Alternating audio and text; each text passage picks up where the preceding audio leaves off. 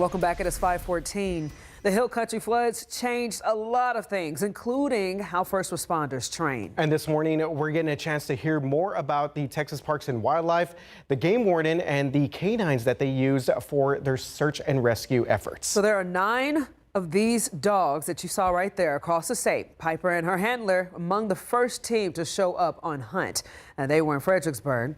Dustin Fleming has been working with the dogs for about 3 years, and he uses small little metal washers to teach her how to search on command. He showed us how quickly that she could find our cell phone hidden in the woods in just a few minutes.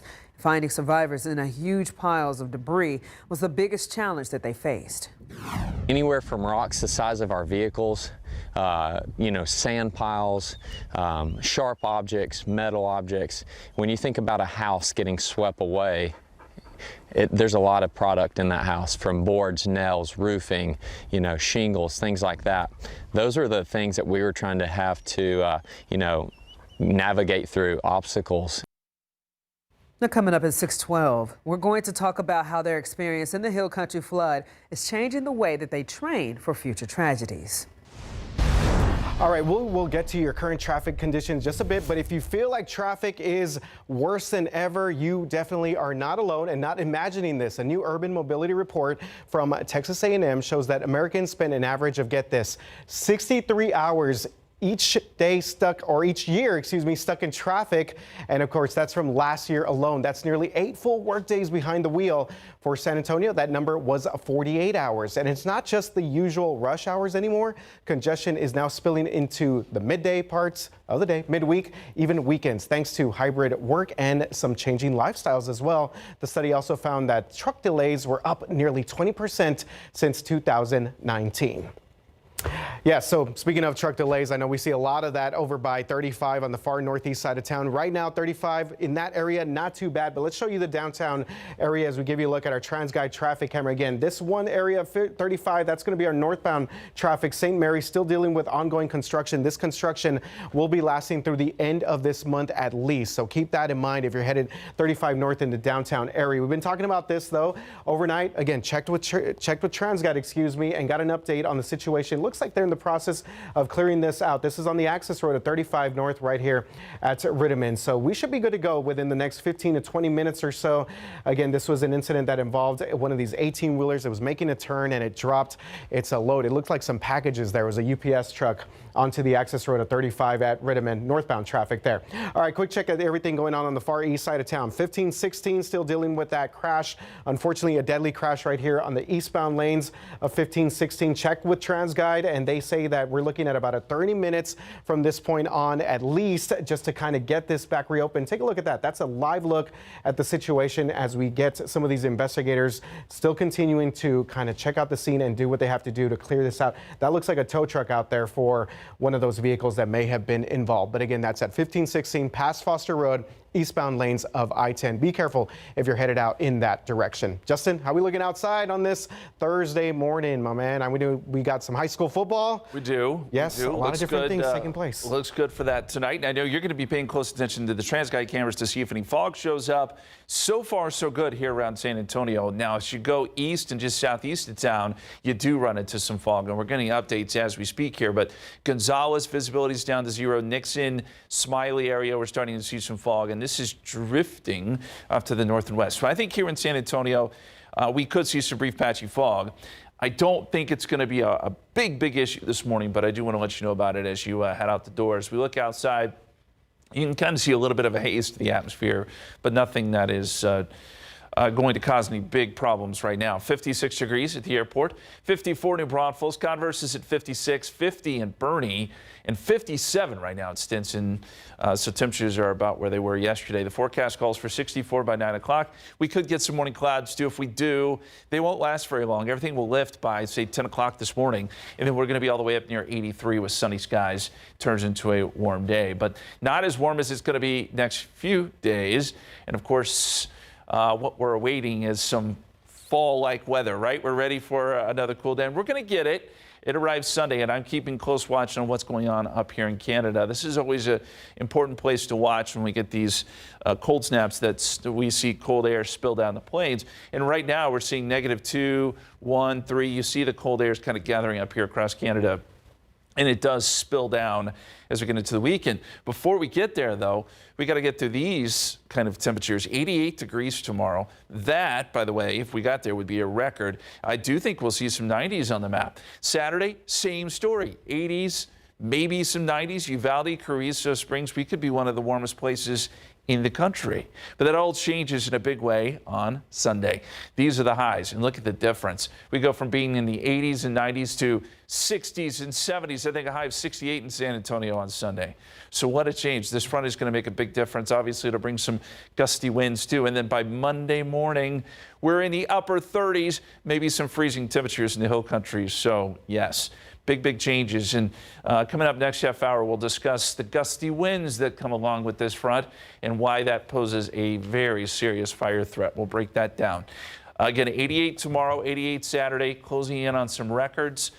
Cold Monday morning, could be even colder on Tuesday morning. We're expecting a low of 37 for Veterans Day before we rebound into the 70s.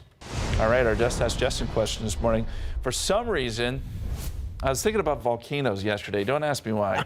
Okay. You know, it's on a whim. Whatever comes to my mind. These are what the questions are. But which country has the most active volcanoes? Is it United States, Mexico, Indonesia, or Japan? Keyword here is active. Active. So volcanoes that are still, erupting. You can go to ksat.com/polls, scan the QR code. We'll get you that answer here in about an hour and a half. You were talking about the Papadopoulos. Popocatépetl. Yeah, whatever. The volcano in Mexico. Yes. It has a lot of syllables. Okay, guys, it is 5:20 right now.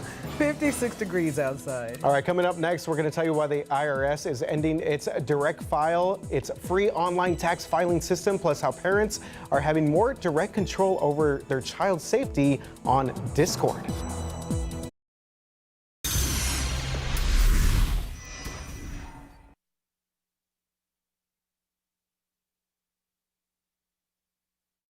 Well, in today's Tech Bites, Apple may be turning to Google to power up its Siri's artificial intelligence features. According to Bloomberg, Apple plans to use a custom version of Google's Gemini AI model. Apple will reportedly pay $1 billion a year to access the technology. The IRS announced that its direct file program will not be available next year. It is a Biden-era system to file tax returns for free, and it's been praised as fast and easy, but private tax preparation companies have lobbied against it. Treasury Secretary says there are better alternatives. Finally, Discord is rolling out new parental oversight options, all meant to give parents a better understanding of what their teens are doing on the chat app. They include viewing purchases for the past week and even show who they've been messaging the most.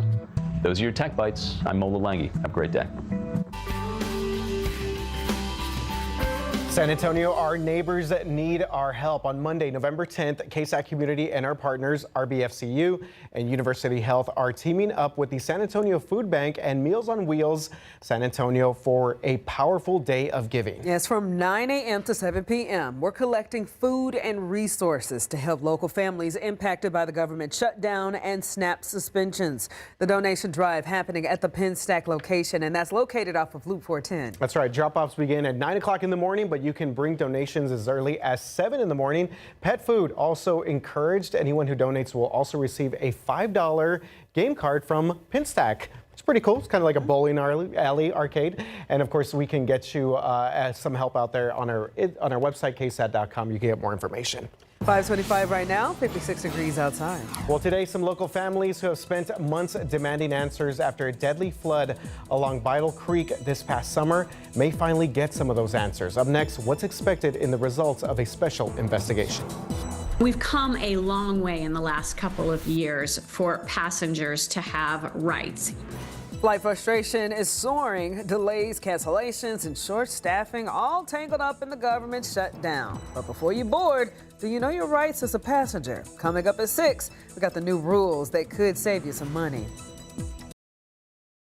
And good morning, coming up on 5:30 on this Thursday morning. Thanks so much for waking up with us. And if you're waking up on the roadways, you might need to do something to adjust your visibility. Yeah, absolutely. So we're tracking the very latest with the fog. I know Justin is doing that as well. Also, we'll give you an update here in just a bit. We do have a closure of I-10 in the eastern part of Bexar County. So we'll talk all about that coming up in just a bit. All right, we are going to start off though with a look at visibility and see where that fog is right now. So far, it has not been an issue for San Antonio. I've got to tell you, just based on what we saw yesterday, we may end up avoiding fog altogether. It is nearby, though. We are seeing some of those lower visibilities around Nixon, and Gonzales still reporting a visibility close to zero. It appears that this fog is trying to work west and northwest. The question is, does it make it to San Antonio? Do we see those dew points and temperatures get to the point where we develop fog in San Antonio? We're still going to call for it, but again, it may not be as big of an issue as we once thought it might be. 56 degrees at 7 a.m. noontime. 77. It turns sunny today, and we'll get those temperatures up into the low 80s. A lot like yesterday, it turns into a gorgeous Thursday. And as we go back outside for you, 56 right now in San Antonio, 54 in New Braunfels, 56 in Converse, 50 right now in Bernie, 57 in Stinson. Coming up, we'll talk about that cold front that slides through this weekend. It brings some big time changes, and we'll discuss that fire danger, which is going to be a real issue going forward. Guys. Hey there, good morning, San Antonio. This morning, we are right along the Bido Creek area, right next to one of the memorials that has been set up for one of the victims that died during the flash flooding this past summer. This is a very important day for some of these families who have been demanding answers as to what caused this flash flooding. And I mean, who can forget the images that were brought to you live here on KSAT 12 that day? Back in June, 13 people were killed in San Antonio when heavy rain turned creeks like the one that you see behind me into raging rivers. And months ago, city leaders hired an engineering firm to figure out what caused this kind of flooding and also what can be done to prevent it. And later today, we are expecting to get some of those answers. Now, one person that was affected by this is Brittany Guerrero. Brittany's father, Rudy Garza, was one of the victims. He was driving to work that morning when raging floodwaters swept him away. His body was found along Bido Creek, a place that Brittany now considers hollowed ground. Rudy was among 11 people who lost their lives along Bido Creek. 2 others were also killed in the floods along Leon Creek and Highway 90. Now, this was a horrific tragedy, and it also inspired state house leaders to pass House Resolution 86 to honor all of those victims. But Brittany says that's not enough. Everything was great, what they said, and they acknowledged everybody. But I just don't want you to think that this is it. This made it better, because it didn't. Now, Brittany is looking to San Antonio council members as they're hours away from learning more about June's tragedy. She wants them to come up with a plan to prevent these types of flash flood events from happening again. Again, this is happening at 1 this afternoon. City Council will be at a special meeting where these engineers that were hired are going to present to us, all of us, their findings. KSAT 12 will be live streaming that. You can, of course, watch it on the KSAT Plus app and, of course, online. Reporting live this morning, I'm Patty Santos. Thank you, Patty. Well, KSAT has learned that a former Balcones Heights lieutenant was arrested and booked earlier this week. Yeah, Theodore Herrera is accused of tampering with evidence. And according to court records we obtained, Herrera is accused of destroying a suspected marijuana pipe to keep it from being used as evidence in a case. He was released from the Bexar County Jail after being held on this charge. But he was a lieutenant with Balcones Heights Police since 2019, left the department back in September. In a statement from Balcones Heights PD, they said that in part, quote, "We will continue to fully cooperate with all investigating and prosecuting authorities as the legal process moves forward. Out of respect for that process and the rights of all parties involved, we are unable to provide further specific details at this time," end quote. And this morning, the city of San Antonio trying to keep the rainbow crosswalks in the city's Pride District. It filed an exemption with TxDOT, and KSAT got a copy of that request. Now, towards the beginning of October, Governor Greg Abbott sent a directive that stated that intersections and crosswalks should not have political messages or any artwork. The city is asking for clarity, saying that they would like to know what laws or regulations TxDOT is using to back up this new directive. In your morning headlines, we got nearly 5 million food stamp recipients will not receive any benefits in November under the plan the Trump administration issued Tuesday to comply with a court order. The Department of Agriculture says that it would issue partial benefits this month by tapping into the Supplemental Nutrition Assistance Program's contingency fund after 2 federal judges said that the agency was required to do so. However, some families receiving assistance make too much money to receive the partial benefits. The U.S. Supreme Court weighing a major challenge to President Donald Trump's trade powers. A majority of justices sounded skeptical about whether President Trump can unilaterally impose sweeping tariffs under an emergency law. The critics say that he's stretched that law too far, hurting small businesses. Trump argues, though, a ruling against him could devastate the U.S. economy. Which came first, of course, is a question that is kind of unique in this situation. The chicken, the egg, or gunfire? Well, an argument over chickens and how many eggs they can lay led to a shooting in Florida. Authorities in Port St. Lucie say that it all unfolded early Tuesday morning outside of a pub where police say a 44-year-old man pulled a handgun during that heated discussion and fired 4 shots at 3 people as they ran away. Fortunately, though, no one was hit by the gunfire, but officials say that the 3 victims knew each other but had just met that accused shooter. Peter Rieta is what the person's name is. That was that night. Now, he was arrested and now faces multiple charges, including aggravated assault with a deadly weapon. And according to a Google search, a chicken typically lays 1 egg per day. So if you were listening for that, try to figure out how many exactly. Don't get heated about it. It's just 1 egg, Peter. Yes, definitely want to keep our cool when we're out there. Let's give you a look here at your traffic right now with your traffic authority. And again, keeping an eye on the potential fog situation that we may see across our San Antonio roadways and highways throughout our Thursday morning. And here's a quick look at some of our outlying areas. So see, these are some of our cameras, TransGuide cameras, that are in some of the farthest out areas across our area. This is going to be one in Pleasanton. Take a look at that. Starting to see a little bit of maybe some fog kind of sneaking through that camera there. That's going to be 37 in Pleasanton, so far south side of town for all of our folks in the San Antonio area. And that one's going to be in Seguin. So I-10 at Texas 130 out there on the far east side, basically the Guadalupe County area over in Seguin. So just keeping track of a couple different things that we're looking at in terms of the fog, and I will continue to get you updated on if there's any sort of issues on the roads, especially in the San Antonio area. Let's get you updated on the situation here. Overnight, we did have this crash that involved a 18-wheeler that was carrying some type of packages. It spilled onto the roadway, the access road at 35 North, right here at Rittiman Road, and we are in the process of getting this cleared out. So again, checked in with TransGuide a little while or so ago, and they said that there was some packages that spilled onto the frontage road, but it looks like we are good to go there. Fortunately, no injuries reported in that incident. Far east side of town, though, still dealing with this major closure. This is going to be I-10 East for all of our drivers headed towards FM 1516 out to 1604 past North Foster Road. This is going to be your best option for an alternate route. Unfortunately, this is being reported as a deadly accident, and I-10 East right before you get to 1516 still remains shut down. Hopefully they get this cleared out by the time we reach our 6 o'clock hour. I'll continue to track this incident and give you more details as we get them. Justin? RJ, thank you, and thank you for those visuals of the fog. We can see that it's just east of San Antonio, but nothing here yet. Sunrise this morning, 6:51. Sunset, 5:43. Total sunlight today, 10 hours, 51 minutes. The weekend, boy, it brings a lot of different kinds of weather. We'll show you the forecast coming up. A local family from Jordanton making waves on Shark Tank. Up next, the sales pitch that took their product to the next level. Plus, elections are usually won at the ballot box. We're going to tell you why this one, though, was decided by, get this, a deck of cards. All right, welcome back. We're getting some great pictures coming in on our KSAT Connect. We're going to show you some pictures of the full supermoon last night, and we'll fill you in on that weekend forecast, too, which brings a big cold front with it. That's coming up.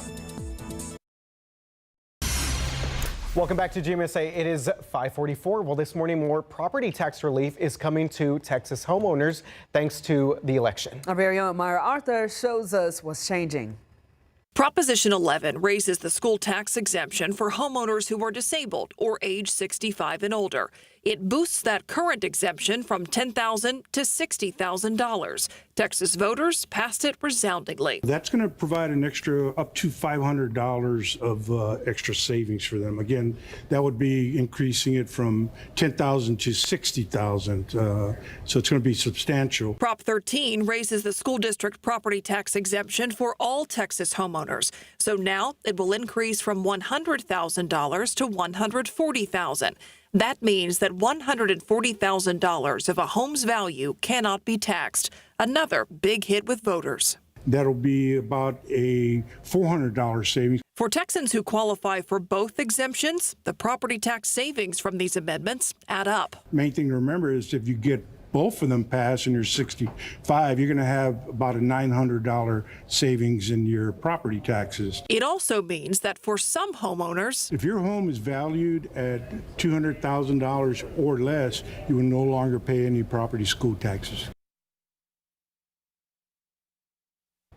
All right, very interesting information there. Well, check this out. We have an area family that made quite a splash last night on the hit ABC show Shark Tank with their portable first aid kits. Yeah, the 6 members of the Titzman family from Jordanton pitched their medic multi-tool to the wealthy TV investors, and it's a portable triangular cloth that in an emergency can act as a tourniquet, a mask, or a hair net, amongst other things. And the family patriarch, Dustin, is a retired San Antonio firefighter and an Army Black Hawk helicopter pilot. And in the end, Boo CEO Damon John agreed to invest $50,000 in exchange for 20% of the company.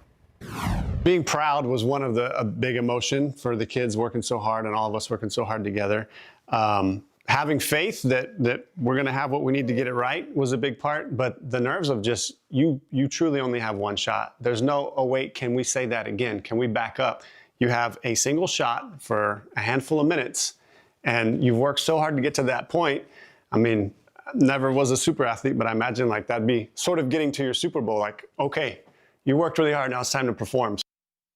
Now, they will use their new investment to expand their reach and bring hands-on first aid training and kids-friendly medical kits to more homes, schools, and communities across the country. I saw them in person on the stream. They were actually doing a demonstration, and it was amazing to see little bitty tiny little ones. I think the youngest one was 5, you know, him participating in it, and the family is just so passionate about making sure everyone has these safety tools in their back pocket. Yeah, and it always feels like there's so much pressure when you're doing the presentation, and so pretty cool stuff that they were able to go on Shark Tank. Awesome. Definitely. Up in South Texas. There you go. Boom. Okay, what's how the weather race look like? All right, so let's give you an update, guys, on the situation in the far east side of town. So again, just wanted to pop up this camera.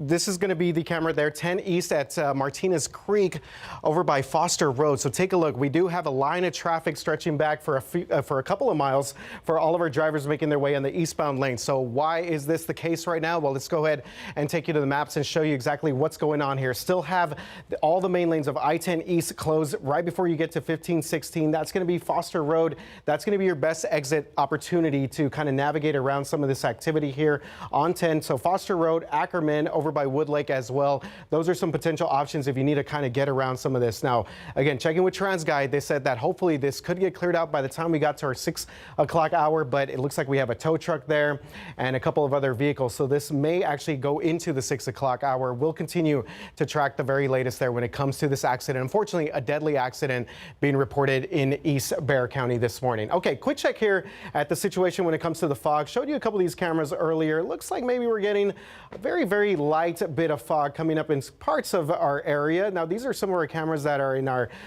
parts of Seguin right there, 10 at 1:30, and also on the far south side of town. That's going to be our Pleasanton camera, 37 at FM 536. I want to show you one more because I know Justin has been mentioning the Gonzales area for a little bit. This is going to be our camera at I-10 west of FM 134. So it's going to be all the way past the Seguin area. So just be careful if you're headed out to some of these areas that may have some fog. Just it might affect some of your morning commute. Of course, we're going to continue to track the very latest out there, as is my man Justin Horn tracking things for us on this Thursday morning. Justin, how are we looking outside?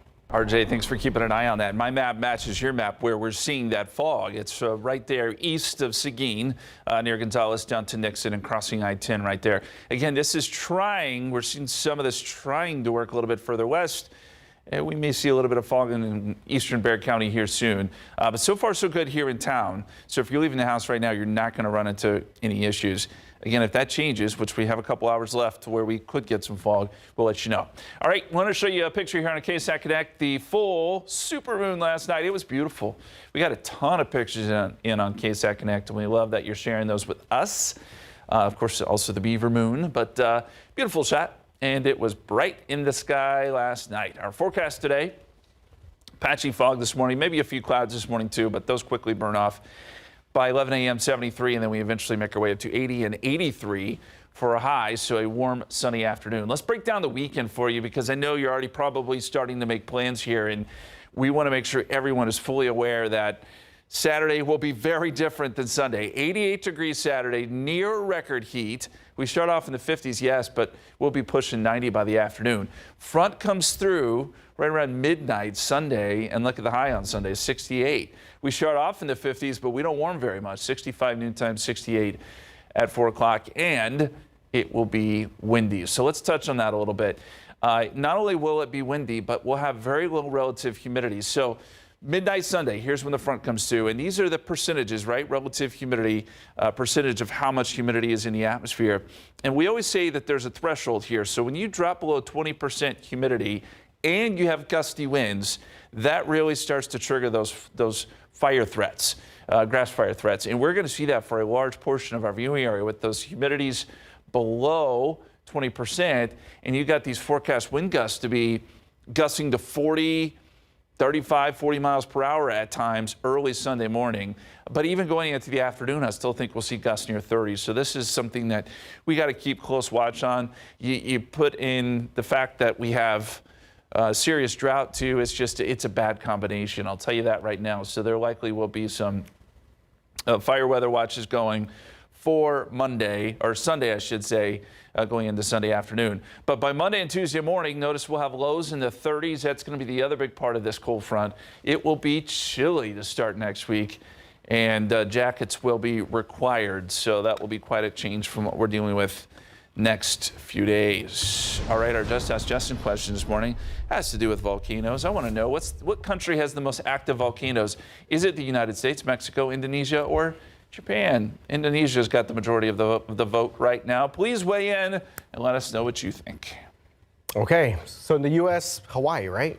That's kind of what we're looking at? Well, yes, Okay. that they do have active volcanoes there. Interesting. All right, 5:52 right now, 56 outside. A big recall for Toyota owners. Over 1 million vehicles are affected by all of this. Up next, we're going to tell you why the backup cameras also affected and how you can get this all fixed.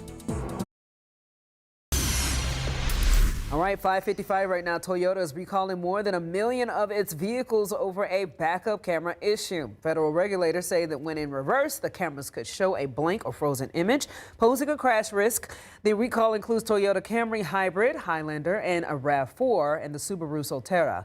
The model years range from 2020 to 2023. All right, well, we just got finished with a big election right here, San Antonio, Bexar County. And of course, elections are usually decided at the ballot box. But in this small Nevada town, it all came down to that on your screen right there, a deck of cards. The two candidates for the elected position tied with 67 votes each. So officials broke the deadlock by drawing cards. So in the draw, the 7 of diamonds beat the 5 of clubs, giving the winner Seth Schrenzel a 4-year seat on his county's General Improvement District Board. His opponent, Carl Kopik, says that he's going to run again. It seemed to be pretty close, and both men agreed there's nothing more Nevada than winning an election on a hand of cards. It's good to see how they get along like that. I love that. It is, yeah. Very interesting, very unique. Okay, I want to update you on this. An important programming note, the contract dispute between YouTube TV and our affiliate network, ABC, continuing this morning, keeping all of your ABC content off of YouTube TV. And as a local affiliate of ABC, we've been reminding you guys over and over that KSAT is, of course, monitoring this closely, and we'll keep you updated if and when a deal is reached. We're still waiting on it. As a reminder, you can, of course, watch all of our KSAT content and KSAT Plus, available anywhere way that you stream and on our YouTube channel. Okay, 5:57, we're getting close to our 6 o'clock hour. Coming up, 2 parents left shocked after a suspect in their son's murder case walks free, why the charges were dropped, and what the family says about their fight for justice. Plus, later today, families who lost loved ones in June's deadly floods finally get answers. What a new report reveals and what city leaders are planning to do next.